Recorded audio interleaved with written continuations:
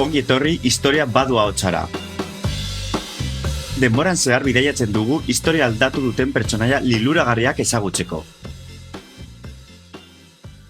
Lehen atal honetan topaketa berezi bat dugu.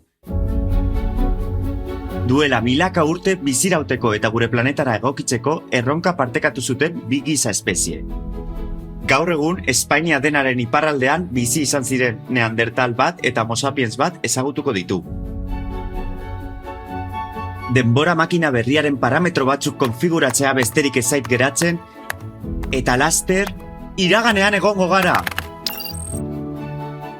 Historia aurrera bidaiatuko dugu, duela 42.000 urte ingurura, Iberiar penintsulako iparraldera, non Neandertalek eta Homo sapiensek espazioa eta denbora partekatu zituztela uste dela. Neandertalak giza espezie indartsu eta resistentea ziren, hotz glaziala jasaten ikasi zuten, eta, gainera, kultura liluragarria zuten. Neandertalak duela 400.000 urte inguru agertu ziren, eta duela 42.000 urte desagertu egin ziren. Ba alzen ekiten uste zela Neandertalak izan zirela oko higienea zaintzen lehenak? Bai, zientzialariak sendabelarren arrastoak aurkitu dituzte hortzetan, ahoa zaintzeko.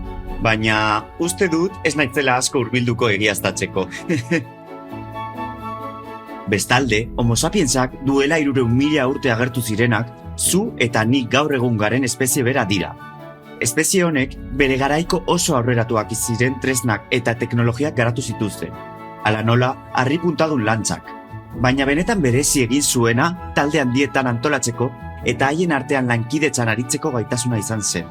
Aragoak, rolak eta ohiturak asmatu zituzten elkarrekin modu eraginkorragoan bizitzeko.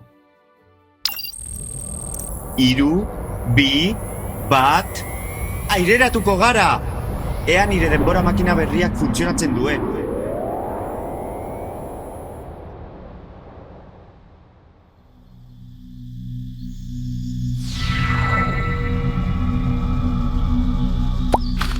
Nire makina berriak funtzionatu du!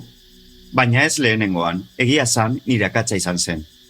0 gehiago jarri nituen helmugako datan eta dinosaurioen garaian amaitu nuen. Ez ikusi nolako beldurra Tiranosauro Rexa ikustean. Denbora makinara itzuli behar izan nuen zure gozaria ez bihurtzeko. Honek balio dit gogorarazteko dinosauriak eta lehen gizakiak ez zirela inoiz elkarrekin bizi izan. 300.000 urte baino gehiagoko aldea egon zen eta. Beno, garrantzitsuena da nire elkarrizketatuak hemen inguruan ditudala. Goazen elkarrizketarekin.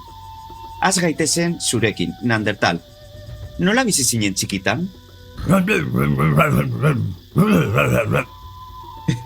Itxaron, ahazten zitzaidan ez zenuela guk bezala hitz egiten. Itzultzaile aktibatuko dut ulertu ahal izateko. Hobeto horrela? Primeran! Zure galderarekin jarraituz, gure haurtzaroa gogorra izan zen. Baina gure artean babes handia genuen. Txikitatik ikasi nuen izatzen, sua erabiltzen eta tribua zaintzen. Gure etxairik handienetako bat hotza zen, baina zuak eta larruek eramangarriago egiten zuten. Amak eta anai arrabek ibiztirauteko behar nuen guztia erakutsi zidaten. Interesgarria! Eta zuk, Homo sapiens, zure haurtzaroa hitz egin aldi ezagukezu? Nire haurtzaroa jolasez eta ikaskuntzaz beteta egon zen. Tribuak harriarekin eta hezurrekin tresnak egiten eta seinale eta soinuen bidez komunikatzen irakasten zigun. Oso garrantzitsua zen tribu gisa antolatzeko. Mundua apurka-apurka deskubritzeko garai bat bezala gogoratzen dut.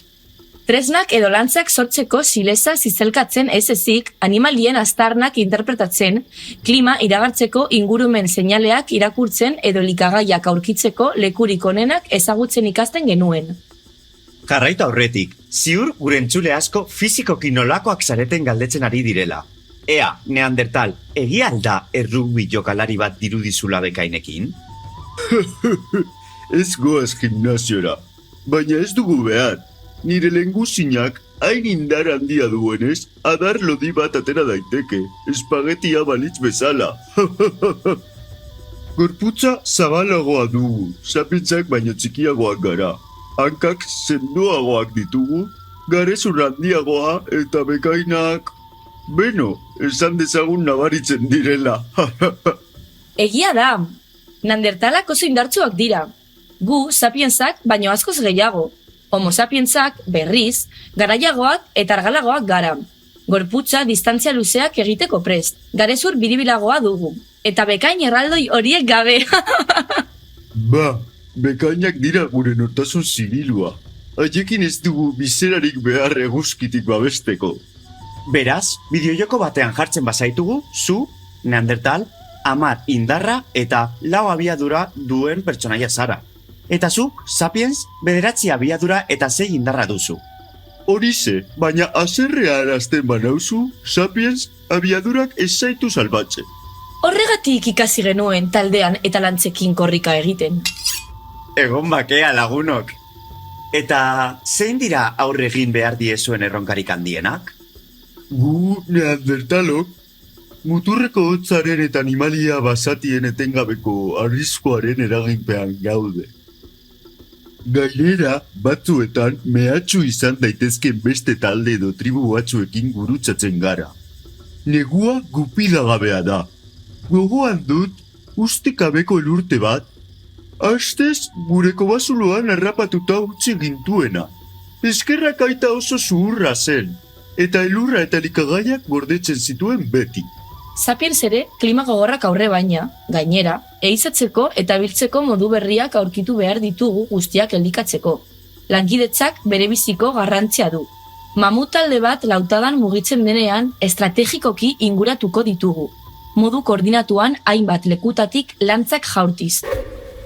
Sapiens bakar batek ez zukeen inoiz lortuko hain animalia handia ehizatzea, baina taldean antolatzen garenez, geldiezinak gara.